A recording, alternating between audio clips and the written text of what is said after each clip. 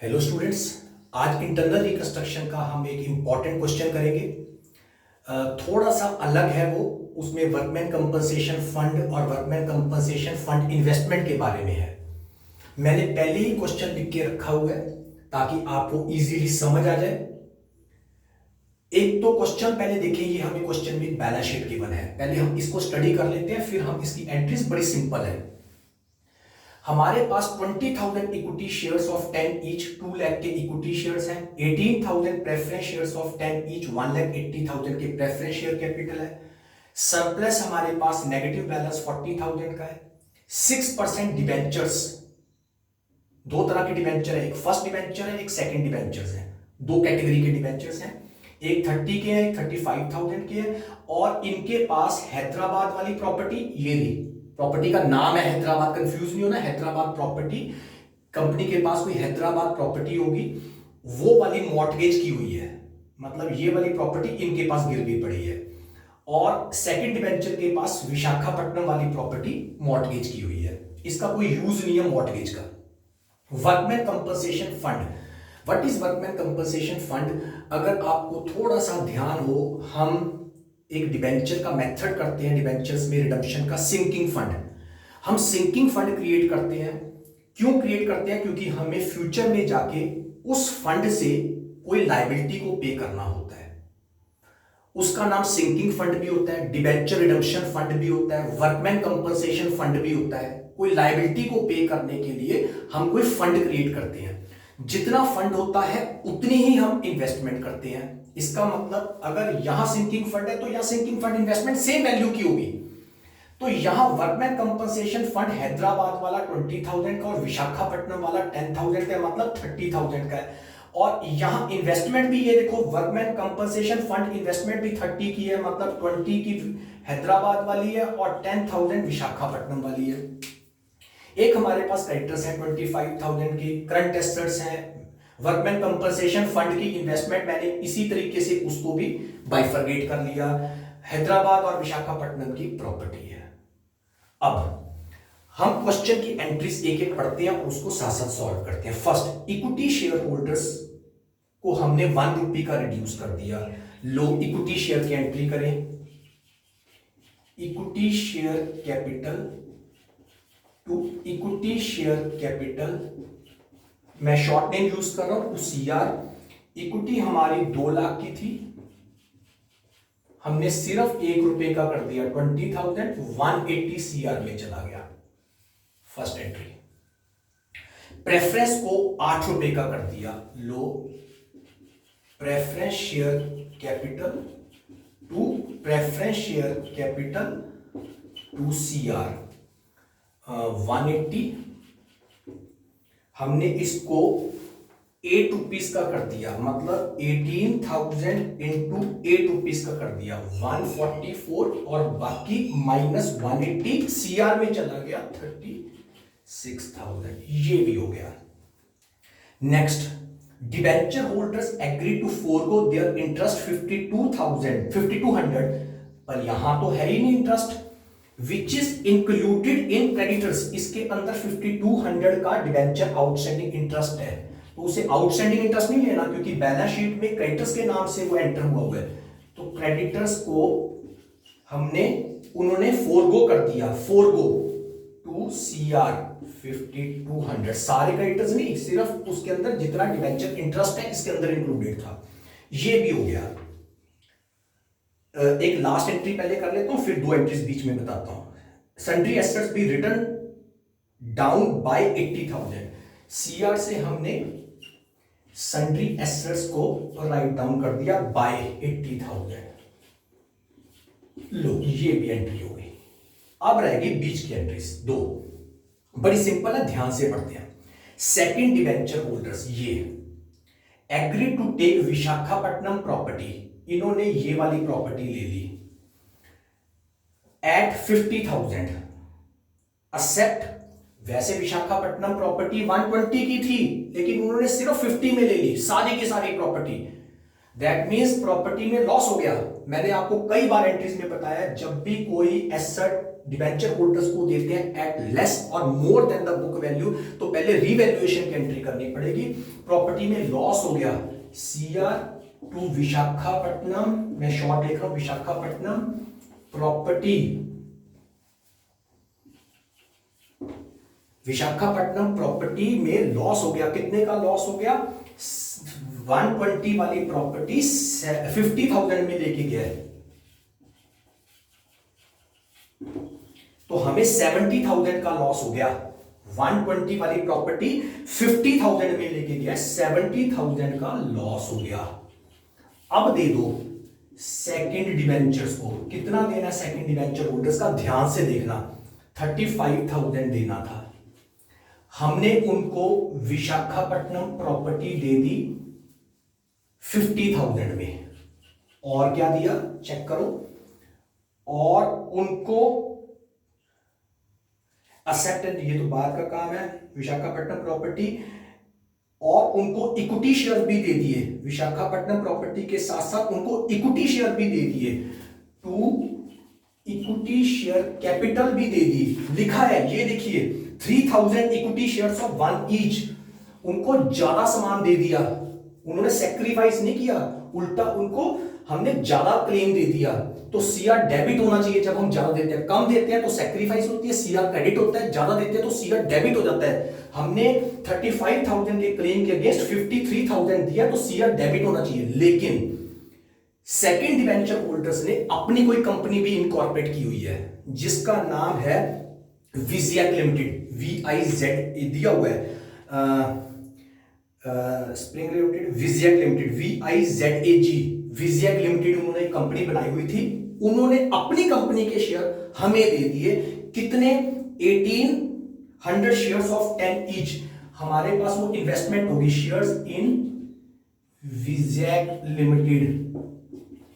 फिर से सुनिए, हमने 35,000 वालों को 53,000 का सामान दे दिया, 18,000 सीआर डेबिट होना चाहिए, ज्यादा दिया है। लेकिन सेकंड डिवेंचर होल्डर्स ने कोई अपनी कंपनी बनाई हुई थी जिसका नाम था विजैक लिमिटेड।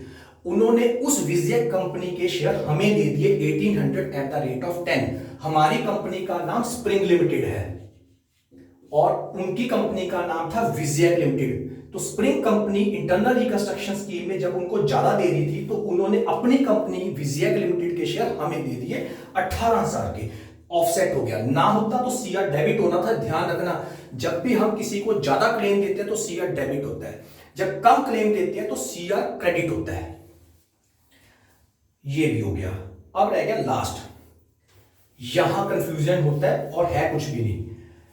वर्कमैन कंपनसेशन फंड और उतना ही वर्कमैन कंपनसेशन फंड इन्वेस्टमेंट है। इसमें से विशाखापट्टनम वर्कमैन कंपनसेशन फंड, ये रहा 10,000 वाला, ये विशाखापट्टनम का है, ये हैदराबाद का है, ये उसका फंड है, 10-10 सेम है। कहता उसमें हमने सिर्फ 2,000 की लायबिलिटी पे करनी है। हमारे पास विशाखापट्टनम का जो फंड है वो 10 है, लेकिन लायबिलिटी सिर्फ 2 है। इसका मतलब 8,000 हमें सीआर में उन्होंने सेक्रीफाइस कर दिया। लेकिन एक चीज और भी है, हमने जो इससे पर्टेनिंग इन्वेस्टमेंट थी, सारी इन्वेस्टमेंट नहीं, सिर्फ विशाखापट्टनम वाली इन्वेस्टमेंट थी, ये बेच दी 10% प्रॉफिट पर। एंट्री देखो, bank account debited to Visakhapatnam, मतलब workman compensation fund investment to, चाहे डायरेक्टली सीआर में यही डाल दो जो फायदा हुआ, जब पहले उसे वर्कमैन कंपनसेशन फंड में डालो, वहां से फिर कैपिटल रिडक्शन अकाउंट में डाल दो। विशाखापट्टनम वर्कमैन कंपनसेशन फंड हमने 11,000 में इन्वेस्टमेंट बेच दी, 10 वाली, 1,000 का फायदा हो गया, और उस 1,000 को हमने विशाखापट्टनम वर्कमैन कंपनसेशन फंड को कैपिटल रिडक्शन में ट्रांसफर कर दिया 1,000 को। फिर से सुनिए, जितना विशाखापट्टनम वर्कमैन कंपनसेशन फंड है उतनी ही इन्वेस्टमेंट है। इस एंट्री को 2 पार्ट में तोड़ेंगे। पहले इस इन्वेस्टमेंट को बेच दिया 10% प्रॉफिट पर, 1,000 का प्रॉफिट हो गया, उसको हमने विशाखा वर्कमैन कंपनसेशन फंड में डाल दिया, विशाखापट्टनम वर्कमैन कंपनसेशन फंड में ट्रांसफर कर दिया, वहां से हमने सीआर में डाल दिया। अब मेरे पास विशाखापट्टनम वर्कमैन कंपनसेशन फंड का बैलेंस 1,000 तो सीआर में चला गया। अब हमने जो विशाखापट्टनम वर्कमैन कंपनसेशन की लायबिलिटी थी 10,000 की, उसमें से सिर्फ 2 ही पे करने उसने कहा है। विशाखापट्टनम कंपनसेशन फंड 10 का था, उसमें से हमने 2000 की लायबिलिटी टू बैंक 2000 पे कर दिया, बाकी सेक्रीफाइस हो गया 8000। तो बड़ा सिंपल है, कंफ्यूजन वैसे ही लग रहा है, एक बार दोबारा समझाता हूं। विशाखापट्टनम वर्कमैन कंपनसेशन फंड था 10 और इसकी इन्वेस्टमेंट भी थी 10। हमने पहले तो ये इन्वेस्टमेंट बेच दी 11000 में और 1000 वर्कमैन कंपनसेशन फंड में डाल दिया, क्योंकि फंड का पैसा जो भी प्रॉफिट और लॉस होता है फंड में ट्रांसफर होता है, वहां से हमने उसे सीआर में डाल दिया। चाहे आप डायरेक्टली यहां भी सीआर में डाल सकते हो। फिर हमने जो लायबिलिटी थी 10,000 की वो सिर्फ 2000 में पे किया, क्वेश्चन में लिखा है, बाकी 8000 सीआर में चला गया। अब क्या रह गया, अब हम इससे राइट ऑफ कर लेते हैं। सीआर का बैलेंस चेक कर लो कितना है मेरे पास। शुरू में मेरे पास 180 था, उसके बाद 36,000 था, उसके बाद 5200 था, उसमें से 80 यूज हो गया, उसमें से 70 फिर यूज हो गया, उसमें 1000 और आ गया और उसमें 8000 और आ गया। मेरे पास 80,200 80,200 का बैलेंस है। इससे मैं राइट ऑफ कर देता हूं। लो सीआर 80,200 से मैंने एक तो कहता सरप्लस राइट ऑफ कर दो, जो नेगेटिव बैलेंस पड़ा है 40,000 का, ये राइट ऑफ कर दिया। और क्या राइट ऑफ करना है, कुछ कहा होगा क्वेश्चन में, नहीं कुछ कहा, तो मैंने कहा था जो बच जाता है उसे हम कैपिटल, पहली बार आ रहा है, रिजर्व में ट्रांसफर कर दिया 40,200 को। सो ये मेरा सारा क्वेश्चन था। अब हम अपनी बैलेंस शीट नई वाली रिवाइज कर लेते हैं, शुरू से एंट्रीज चेक कर लेते हैं। इक्विटी शेयर कैपिटल, इसी को चेंज कर रहा हूं मैं, 20,000 हो गया। प्रेफरेंस शेयर कैपिटल मेरी हो गई 144 की, ये हो गया, ये हो गया। क्रेडिटर्स मेरे 5200 के रिड्यूस हो गए, 25,000 के टोटल थे, 5200 रिड्यूस हो गए, मेरे पास रह गए सिर्फ 19,800। सन्ड्री क्रेडिटर्स एसेट्स 80,000 से मेरे कम हो गए, मैंने 80,000 कम कर दिए, वो अभी कर देता हूँ। सन्ड्री एसेट्स को 80,000 से रिड्यूस करना है, अभी कर देते हैं। CR2 विशाखापट्टनम प्रॉपर्टी, ये मेरी विशाखापट्टनम प्रॉपर्टी चली गई सारी, ये यहां चली गई प्रॉपर्टी, हमने सारी की सारी सेकंड डिबेंचर होल्डर्स को दे दी थी, ये दे दी। उसके बाद debenture holders, first debenture holder वैसे ही पड़े हैं, सेकंड डिबेंचर होल्डर्स चले गए, ये खत्म हो गए second debentures. Workman compensation fund, workman compensation fund एक 20,000 का रह गया, 10,000 का हमने यहां खत्म कर दिया। क्रेडिटर्स 19,800 के पड़े हैं, क्रेडिटर्स 19,800 के पड़े हैं। मेरे पास एक कैपिटल रिजर्व आ गया, पहली बार आया ये 40,200 का, ये खत्म हो गया। चेक करें लायबिलिटी साइड, हमारे पास बैलेंस शीट का आंसर दिया है, चेक कर लेते हैं। सरप्लस खत्म, राइट ऑफ हो चुका, तो 20,000 एक है, 144 एक है, 30,000 एक है, 20,000 एक और आया है, 19,800 है और 40,200 है। मेरी बैलेंस शीट का टोटल 2,74,000 है। एक बार चेक कर लें, एक मिनट, हमने इक्विटी शेयर 3,000 के और भी इंक्रीज किए थे, ये रे ध्यान से दिखा नहीं, 3,000 के और भी हैं, प्लस 3,000, 277 टोटल है, बिल्कुल ठीक है। अब जरा एसेट साइड में देख लें, मेरे एसेट्स सन्ड्री एसेट्स या करंट एसेट सन्ड्री एसेट्स ही हैं, इसका नाम करंट एसेट लिखा है, बेसिकली ये सन्ड्री एसेट्स हैं। ये मेरे रिड्यूस हो गए बाय 80,000, तो मेरे जो सन्ड्री क्रेडिटर्स करंट एसेट रह गए वो 70,000 के रह गए। उसके बाद हैदराबाद वाली प्रॉपर्टी मैंने टच ही नहीं की, ये ऐसे की ऐसी पड़ी है। एक मेरे पास ये भी खत्म हो गया। इन्वेस्टमेंट मैंने वर्कमैन कंपनसेशन फंड इन्वेस्टमेंट 30 वाली थी, उसमें से 10 वाली बेच दी थी। वर्कमैन कंपनसेशन फंड इन्वेस्टमेंट 20 की वैसी पड़ी है, इसको मैंने टच नहीं किया।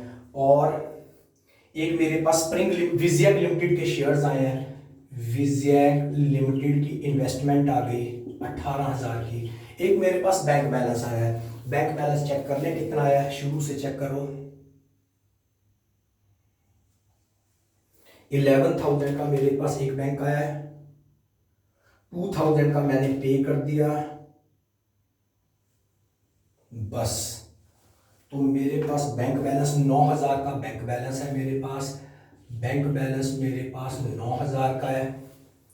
160 प्लस 18 प्लस 20 प्लस 9 प्लस 70 277 का टोटल मेरे पास टैली हो गया।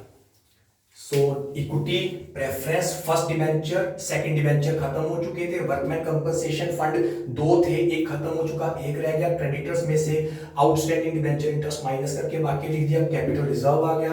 हैदराबाद वाली प्रॉपर्टी ऐसी पड़ी है, विशाखापट्टनम वाली डिबेंचर होल्डर्स को दे दी थी। एक हमारे पास जो सेकंड डिबेंचर से अपनी कंपनी के शेयर दिए थे वो इन्वेस्टमेंट आ गई।